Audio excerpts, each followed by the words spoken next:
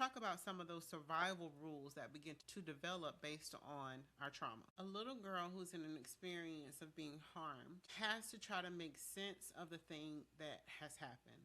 So she may start to believe, okay, my mother yelled at me or treated me that way because I'm too much. My feelings are too much and I'm not allowed to express them.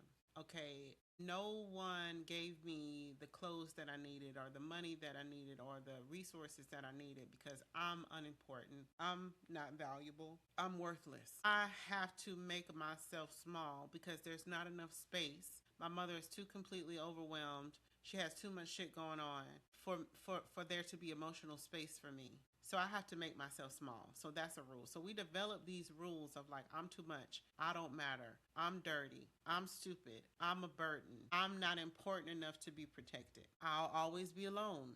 No one is coming to save me. It's always going to be just me. I can't trust myself. I can't trust my own reality. I can't trust what I see in front of me. So we start developing these cognitions that stay with us even after we're out of that environment because they feel true, not because they are true anymore, because they feel true.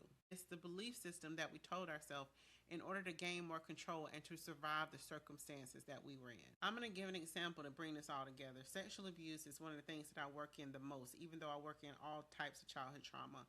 But the thing that I see the most with childhood sexual abuse is I was sexually abused or someone touched me or violated my body and the people around me didn't respond appropriately. So maybe I still had to be around this cousin or I still had to be around this boyfriend or I still had to be around this uncle. Or maybe the person who sexually abused me is the same person who physically harmed me and they could beat me and they could whip me and they could discipline me. I still had to be around the harm that was happening to me and no one was stepping in or intervening to protect me. Now, the conclusion that that child may come to is that number one, I'm unprotected, but number two, it's because I'm worthless. It's because I'm not important enough. It's because I'm not good enough. The child mind will assess the situation that way. While we in our wise adult mind know that there's nothing that a child could do to deserve that level of harm, to deserve harm at all, to deserve sexual abuse. There is nothing that a child can do to deserve to be sexually abused by a grown-ass person or by another child. Nothing. Children cannot consent to sex. There's nothing that that child could do to deserve it. Her body, the way her body was shaped or her body position doesn't mean that she should have been sexually abused. She should have, yes, been protected. In this experience, the only people at fault are the people who are the abusers and the people who are not protecting. An appropriate response to child sexual abuse is, well, first of all, I'm not going to put my children around people who could be harmful to them. But if that were to happen, maybe if somebody didn't know, an appropriate response to that is that you will never have access to my child again. And this person goes to prison and is never allowed around that child again. That child is now safe and in a safe environment and they know that they are seen and they are protected and they're heard and they are believed. And they no longer have to be in contact with that person again. But we know it don't always happen that way. What we know for sure is that sexual abuse is one of the most underreported and the hardest to convict crimes that are out there. So often sexual abusers have hundreds of victims because they walk around in the world after they've abused many, many children and they're still walking around free. They have relationships and allyships with other people that keep them having access to children and being able to abuse. So our society is one that is a rape culture abusive society. That's just a fact of it. Our society is not one that has done well to protect children. And so in an ideal world, that child would be protected. But in actuality, oftentimes they are not. And they often internalize that instead of seeing the society for what it was, seeing the people in their life for who they are. But a child is not able to look up or lift themselves up and see this from a bird's eye view. They can only experience themselves in this entrapped moment. And so they start making meaning about themselves that they carry into adulthood. So this is a child that maybe people pleases because maybe she wants to keep attachment and connection in adulthood. So she might people please because she's used to people leaving her or used to people not standing up for her, advocating for her or protecting her. This may be the child again that walks through the world feeling like they're worthless or not valuable, so they settle for unhealthy relationships.